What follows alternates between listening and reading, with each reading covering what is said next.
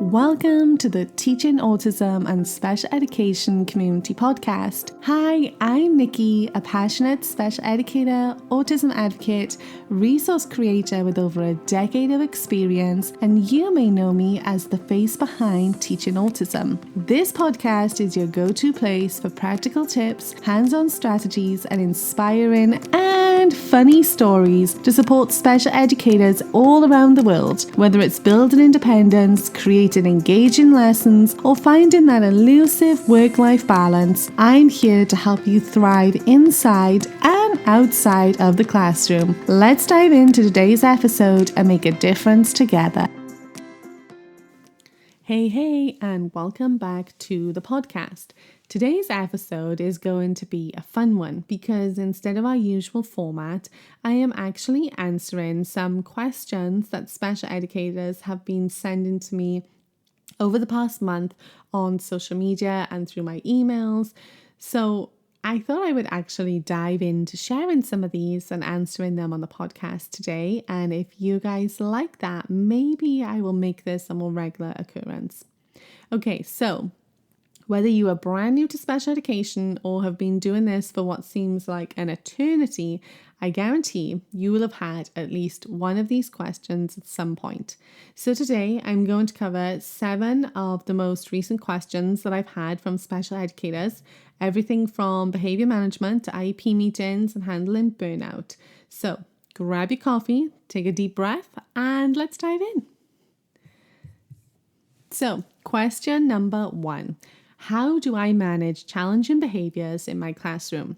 This was a great question. Behavior management, I think, is one of the biggest challenges that we have in special education. And I think the key to remember, and something that was drummed into me and that I now drum into everyone when I get asked these questions, is to remember that all behavior is communication. So if a student is acting out or displaying a challenging behavior, it is usually because they're trying to tell us something. So whether that's frustration, a need for sensory input, or difficulty understanding an expectation. So one thing I always say is don't just focus on stopping the behavior. You need to figure out why it's happening. So look at the function of the behavior. Is the student trying to escape a task? Are they seeking attention? Do they need sensory input? Understanding the why behind that behavior is essential for you to be able to move forward with the next steps. I also encourage to be proactive. So provide visual schedules and structured routines and clear expectations so students will feel more secure in their environment. And also reinforce positive behaviors. So celebrate when your students make good choices, no matter how big or small that choice may seem. Praise, rewards, and encouragement actually go a really long way. Teaching replacement behaviors too. So if a student is hitting and lashing out when frustrated, you can find ways to teach them how to ask for help instead. If they are biting for sensory input, then you can try to offer them a chew tool instead. And finally, stay calm and consistent. So our students thrive on predictability, and our response to behavior should be steady and clear. And remember, like I always say, there is no shame and there is nothing wrong in feeling too overwhelmed to continue to manage a situation with the student and tapping out and swapping with another member of staff. That is totally fine. That does not make you any less of a great teacher or assistant if you admit that you need a break and you need to tap out and have someone else take over who is feeling more regulated than you right now. Okay, question 2. Help, how do I set up my special education classroom? I don't know why I did it in that voice, but this is how I manage the panic because been there, done that. So I think my biggest tip is that a well-structured classroom can make all the difference. Think of your classroom like a roadmap. Students should know exactly where things are and what's expected of them, and your staff as well. So some essential elements I think I would include are to have defined spaces. So having clear areas for different activities, maybe your workstations, your sensory breaks, your group learning, your independent tasks, and labeling areas with visuals that can be super helpful as well. I would also say that visual schedules are an essential thing to include. So, whether it's a full day schedule or a simple first and then board, these can help students to feel in control of their day. And predictable routines. So, when you're setting up your special ed classroom, the more consistent you can be, the more secure your students will feel, because sudden changes can feel very overwhelming for them. And a lot of hands-on learning. So we love adapted books, sensory-based activities, and manipulatives and task boxes to engage all of my students. And finally, keep frequently used items within reach and clearly labeled. You want access to things quickly and easily, and this will help your students to develop independence as well.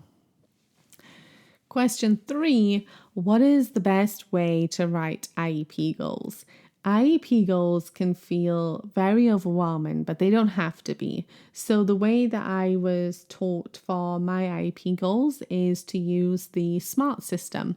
So specific, what exactly is the student working on? Instead of improve communication, say we'll use a visual schedule to transition between activities with 80% independence. Don't use that one. That I just came up with at the top of my head, and it's still early here when I'm recording this. So that was just one way to make it more specific. Don't use that. Measurable. So how will you track progress? Observations, data sheets, work samples. Is it achievable? So goals, they should be challenging, but they should also be realistic. Is it relevant? Make sure that the goals align with the students' needs and their long-term growth. And finally, time-bound. So give a clear timeline, like by the end of the school year or by the end of January, something like that. Question number 4. How do I handle meltdowns? So if you scroll back, there's a podcast episode where I spoke more in depth about meltdowns, but meltdowns are tough, aren't they? They are hard for everyone involved. They aren't just bad behavior. They're a sign that your student is completely overwhelmed and needs a lot of support right now. So some of the things that I say to do in that moment are to stay calm, because your energy will affect theirs. Keep your voice low and soothing. Reduce stimuli. So if possible, move to a quieter space or maybe dim the lights and try to find a way to make that noise quieter. Use short and clear phrases. So instead of long-winded explanations, just keep it really short and sweet. You're safe. I'm here to help. I think offering a calming strategy as well. So some students respond well to deep pressure, fidgets, waiting items. So offering that can help as well. And finally, reflect afterwards. So once your student is calm, you can look for patterns in what triggered the meltdown, and then you can adjust supports and put things into place moving forward. Number 5, what are the best sensory tools for students? So every student is different and they're all going to crave different things in a sensory aspect. But here are some of the favorites that I've had over the years. So jewelry is great for students who need oral sensory input. Weighted blankets and lap pads are great for that calming deep pressure. Fidgets like stress balls, poppets, putty, anything small that students can manipulate. Noise cancelling headphones can help to block out any overwhelming sounds. And flexible seating. So we love wobble stools, bean bags, floor cushions, anything that maybe allows the students to move and get their wiggles out while they work. Okay, question 6. How do I teach life skills to my students? You know how much I love teaching life skills to my students. And in the show notes, I'll link to a blog post where I talk about our Therapy Thursday, where I do a whole life skills session there as well. So you can find out a little bit more. But life skills, they really are just as important as academic skills. And the best way to teach them is through some real world practice. So set up hands-on activities. You could use an area that is a dramatic play area, and you could have a pretend grocery store or a restaurant or a post office. And all of these will help your students practice real life scenarios in a safe space. I'd also recommend break tasks down into small steps and work on those individual steps. You can also use visuals to guide your students through these. So like washing hands, getting their lunch together. Maybe it's making breakfast. Maybe it's putting their coat on. Breaking those tasks down into those small steps can help students master these skills a lot quicker. And practice, practice, practice. Repetition builds confidence and independence.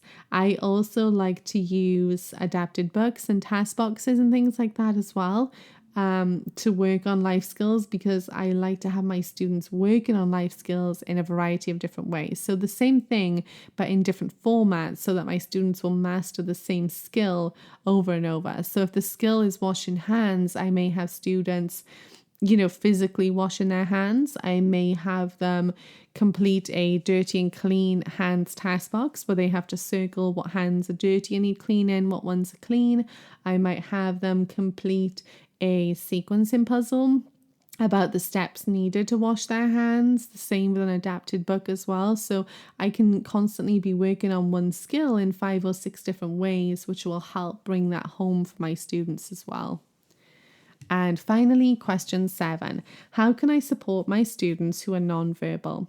So communication isn't just about words, not spoken words anyway. Here are some ways that you can help your students express themselves and to be able to communicate with you in other ways. So first of all are the picture exchange systems, so where students can exchange pictures and symbols to communicate. AAC devices, technology like this can help to give your students a voice.